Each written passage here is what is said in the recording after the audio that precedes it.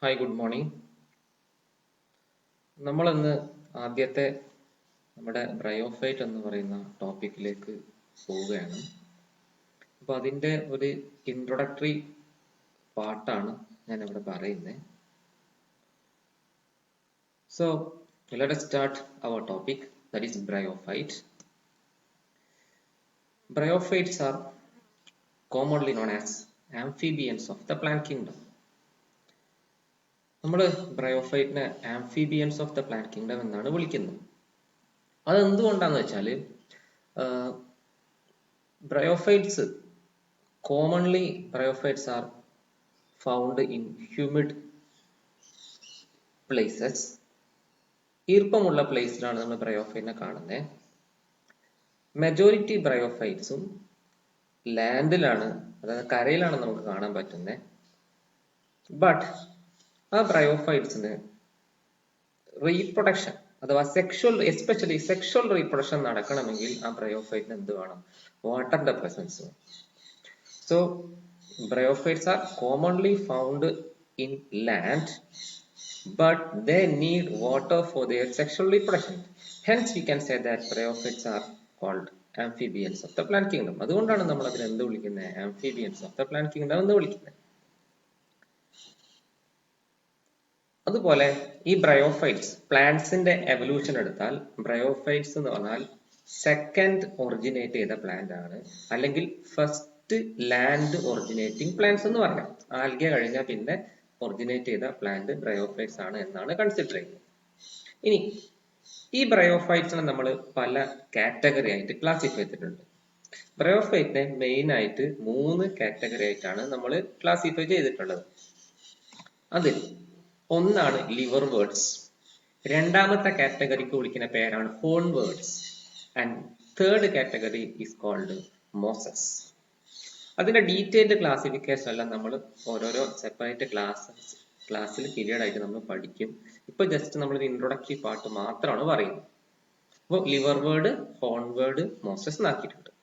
Liver words തന്നെ നിറയെ ജീനസും സ്പീഷീസുകളും ഉണ്ട്. നമ്മൾ കുറച്ച് മാത്രം ഇവിടെ പറയാണ്. റിക്സിയ, മാർക്കാൻഷ്യ, ലുനിലേറിയ, ടാർജിയോണിയ, ഓറല്ല, പല്ലവിസീനിയ, നോട്ടോതൈലസ്, അങ്ങനെ ധാരാളം സ്പീഷീസുകളുണ്ട്, ജീനസും സ്പീഷീസുകളൊക്കെ ഉണ്ട്. അപ്പൊ റിക്സിയ നിങ്ങൾ കണ്ടതാണ്. ഈ കഴ്സർ നോക്കി, ഇതാണ് റിക്സിയ, ഇതാണ് മാർക്കാൻഷ്യ. മാർക്കാൻഷ്യ നമുക്ക് ഐഡന്റിഫൈ ചെയ്യാൻ ഒറ്റ നോട്ടത്തിൽ ജസ്റ്റ് ഐഡന്റിഫൈ ചെയ്യാൻ പറ്റുന്ന ഒരു ക്യാരക്ടറാണ് അതിന്റെ ജെമ്മേ കപ്പ്. കപ്പ് ഷേപ്പ് ജെമ്മേ കപ്പ് ഉണ്ട്. ലുനിലേറിയാണ് തേർഡ് ടൈപ്പ്. അതിന് ലുനിലേറിയ എന്ന പേര് വരാൻ കാരണം അതിനും ജെമ്മേ കപ്പ് ഉണ്ട്, പക്ഷെ മാർക്കാൻഷ്യന്റെ പോലത്തെ ജെമ്മേ കപ്പ് അല്ല. നിങ്ങൾ കണ്ട ലുനേറ്റ് ഷേപ്പ് എന്ന ചന്ദ്രക്കല പോലെയുള്ള ലുനേറ്റ് ഷേപ്പ് ജെമ്മേ കപ്പ് എന്നൊക്കെ അവിടെ കാണാം. ഞാൻ കേഴ്സർ ഇങ്ങനെ മൂവ് ചെയ്യിപ്പിക്കുന്നത് അവിടെ കാണാം. പിന്നെ നാലാമത്തെ കാറ്റഗറിയാണ് ടാർജിയോണിയ. ടാർജിയോണിയം നമുക്ക് ഐഡന്റിഫൈ ചെയ്യാൻ പറ്റും. അതിന്റെ മെച്ചർ കണ്ടീഷൻ എത്തിയാൽ അതിന്റെ ഈ നോച്ച് ഉണ്ട്, അപ്പിക്കൽ നോച്ച്, കേഴ്സറിൽ കാണാം അപ്പിക്കൽ നോച്ച്. അപ്പിക്കൽ നോച്ച്, ആ നോച്ചിന്റെ തൊട്ട് താഴെയായിട്ട് നല്ല ബ്ലാക്ക് കളറിൽ കടുകുമണി പോലെ അതിന്റെ സ്പോറോഫൈറ്റ് കാണാൻ പറ്റും. ഓക്കെ, പിന്നെ അടുത്തതാണ് ഈ മേലെ കാണുന്ന കേഴ്സർ നോക്കി കാണാം പോറല്ല, ഇതാണ് പല്ലവിസീനിയ. ഇതെല്ലാം ലിവർ വേർഡ്സ് എന്ന് പറയുന്ന കാറ്റഗറിയിലാണ് വരിക. ഓക്കെ, അപ്പം ഇതെല്ലാം നമുക്ക് ടൈപ്പ് സ്റ്റഡീസ് ആവശ്യമുള്ളതാണ്. ഇത് ലുലേറിയ, ടാർജിയോണിയ, പോറല്ല, പല്ലവിസീനിയ എല്ലാം നമ്മൾ ടൈപ്പ് നമുക്ക് പഠിക്കാനുള്ളതാണ്. റിക്സിയ, മാർക്കാൻഷ്യ നമ്മൾ BSc ക്ലാസ്സിൽ പഠിച്ചതാണ്, അതുകൊണ്ട് അത് PGയിൽ പഠിക്കുന്നില്ല. ഓക്കെ, സെക്കൻഡ് കാറ്റഗറിയാണ് ഹോൺ വേർഡ്സ്. ഹോൺ വേർഡ്സ് വളരെ റെസ്ട്രിക്റ്റഡ് ആയ കാറ്റഗറിയാണ്. അതിൽ വരുന്ന ഒരു ജീനസ് ആണ് ആൻഡോസെറസ്. ഇവിടെ കാണാം ആൻഡോസെറസ്, പിക്ചർ നമുക്ക് കാണാം. Third കാറ്റഗറിയാണ് Moses. മോസസിലും നിറയെ സ്പീഷീസുകളും ജീനസും ഉണ്ട്. അതിൽ ഒന്നാണ് സ്പാഗ്നം, ഫ്യൂണേറിയ, ആൻഡ്രിയെ, ബ്രയം, അതൊക്കെ പറഞ്ഞു. ഇവിടെ കാണാൻ നോക്കുന്നു, ഇതാണ് സ്പാഗ്നം. അത് നമ്മൾ പീറ്റ്മോസ് എന്നൊക്കെ വിളിക്കുകയാണ്. ഇതാണ് ഫ്യൂണേറിയ. ഇത് നമ്മുടെ നാട്ടിലില്ല. നമ്മുടെ നാട്ടിൽ കാണുന്ന കൊളുത്ത് എന്ന് പറഞ്ഞ മതിലിന്റെ മേലെ കാണുന്ന സാധനം ബ്രയമാണ്, അത് ഫ്യൂണേറിയ അല്ല. പിന്നെ ആൻഡ്രിയെ, അതുപോലെ തന്നെ ഇവിടെ നിങ്ങൾക്ക് കാണാം എന്ത്, നിങ്ങൾക്ക് ഇവിടെ ബ്രയം എന്ന് പറയുന്ന ആ കൊളുത്ത് നമ്മുടെ നാട്ടിൽ കാണുന്ന മോസസിനെയും കാണാം. ഓക്കെ,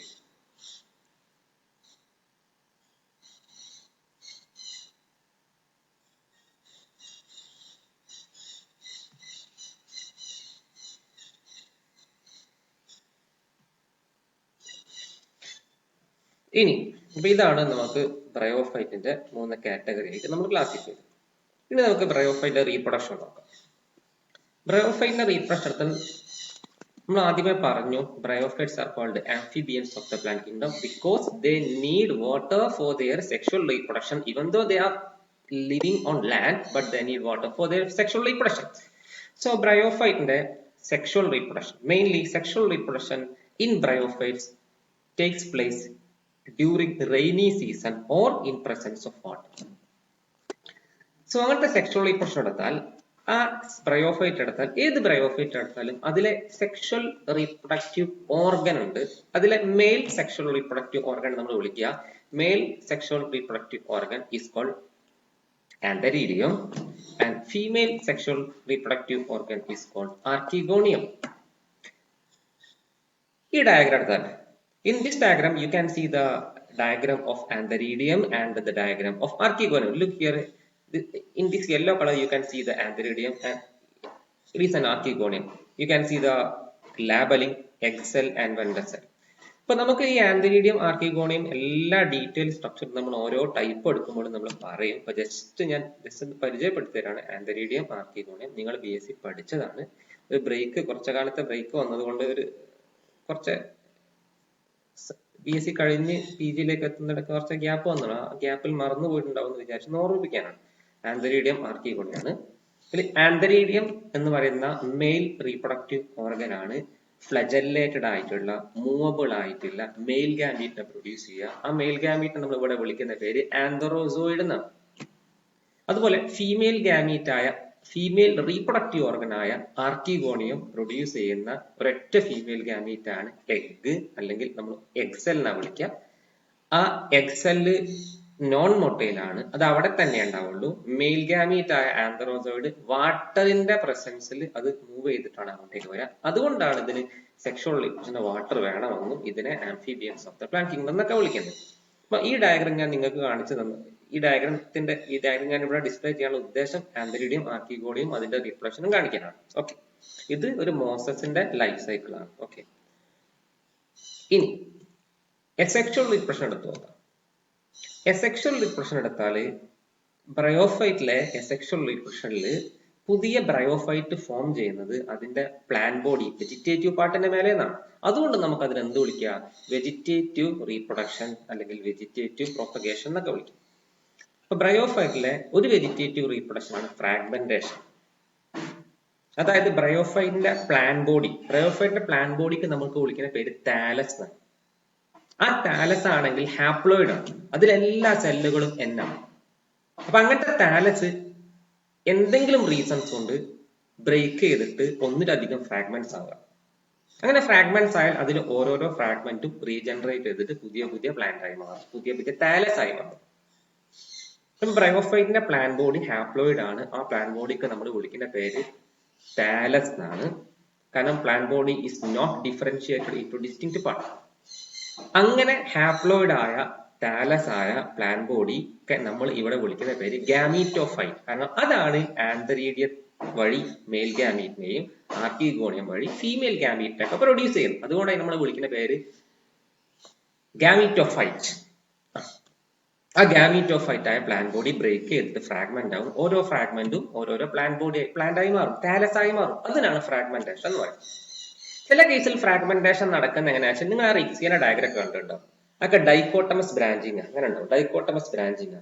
അപ്പൊ ഈ ഭാഗം ഇങ്ങനെ ഡെഡായി, ഈ ഭാഗത്തെ സെല്ലുകൾ, എന്റെ പാമല്ല അതിന്റെ താഴേക്കുള്ള ഭാഗത്തെ സെല്ലുകൾ ഡെഡ് ആവും. ഞാൻ ഡയഗ്രം കാണിച്ചു തരാം, മനസ്സിലാവും. ഇവിടെ കാണാം താലസ്, ഇത് ഡൈക്കോട്ടമസ് ബ്രാഞ്ചിങ് ആണ്. അപ്പൊ ഇതിന്റെ ബാക്ക് ഭാഗം അത് ഇവിടെ എന്റെ കേസർ നിൽക്കുന്ന ഇവിടത്തെ സെല്ലുകൾ ഡെഡായി ഇങ്ങനെ വന്നു കഴിഞ്ഞാൽ അവസാനം ഈ ഡൈക്കോട്ടമസ് ബ്രാഞ്ചിങ് കേട്ടോ, ഈ ഡൈക്കോട്ടമസ് ബ്രാഞ്ചിങ് ആ ഡൈക്കോട്ടമി എന്ന പോയിന്റിൽ എത്തുമ്പോൾ സ്വാഭാവികമായിട്ട് ഈ പ്ലാന്റ് രണ്ടെണ്ണമാവും. അങ്ങനെ ഓരോ പ്ലാന്റ് ആയി മാറും. അങ്ങനെയും ഫ്രാഗ്മെന്റേഷൻ നടക്കും by the death and decay of older part. ഇവിടെയൊക്കെ നല്ലപോലെ കാണാം. ഈ നാലാമത്തെ ഡയഗ്രം 1, 2, 3, 4 താഴെ ഏറ്റവും റൈറ്റ് സൈഡിൽ കോർണറിൽ കാണുന്നത് കണ്ടോ? ഇവിടൊക്കെ ഈ താഴെ ഭാഗം ഡെഡായി by the death and decay of older part. അങ്ങനെ ഡെഡ് ആകുമ്പോൾ ഇവിടെ എത്തുമ്പോൾ ഈ പോയിന്റ് എത്തുമ്പോൾ എന്ത് ചെയ്യും, ഇത് രണ്ടും സെപ്പറേറ്റ് ആവും. അതിന് നമുക്ക് ഫ്രാഗ്മെന്റേഷൻ എന്ന് വിളിക്കും. അപ്പൊ ഫ്രാഗ്മെന്റേഷൻ നടക്കും. ഫ്രാഗ്മെന്റേഷൻ നടന്നാൽ പുതിയ പുതിയ പ്ലാന്റ് ആയി മാറും.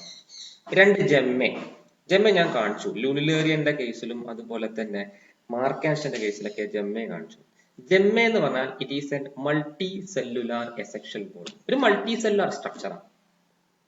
ആ മൾട്ടി സെല്ലുലാർ സ്ട്രക്ചർ ഉണ്ടാവുക പ്ലാന്റ് താലസ്, ബ്രയോഫൈറ്റിന്റെ താലസിന്റെ ഡോർസൽ സർഫസ്. ആ ഡോർസൽ സർഫസിൽ ഒരു കപ്പ് ലൈക്ക് സ്ട്രക്ചറിന്റെ അകത്താണ് ഉണ്ടാവുക. ആ കപ്പിന്റെ പേരാണ് ജെമ്മെ കപ്പ് അല്ലെങ്കിൽ റിസപ്റ്റക്കൽ എന്നാ പറയാം. ജെമ്മെ കപ്പിന്റെ ഷേപ്പ്, ആകൃതി പലതിലും പല പോലെയാണ്. മാർക്കാൻഷന്റെ പോലെയല്ല ലുലേറിയൻ നിങ്ങൾ കണ്ടിട്ടുണ്ടാവും, അതൊരു ചന്ദ്രക്കല പോലെ ലൂനേറ്റ് ഷേപ്പ്. അപ്പൊ ആ ജെമ്മെ ഡിറ്റാച്ച് ചെയ്തുകൊണ്ട് നിലത്ത് മണ്ണിൽ വന്ന് വീണാൽ പുതിയ പ്ലാന്റ് ആയി മാറും.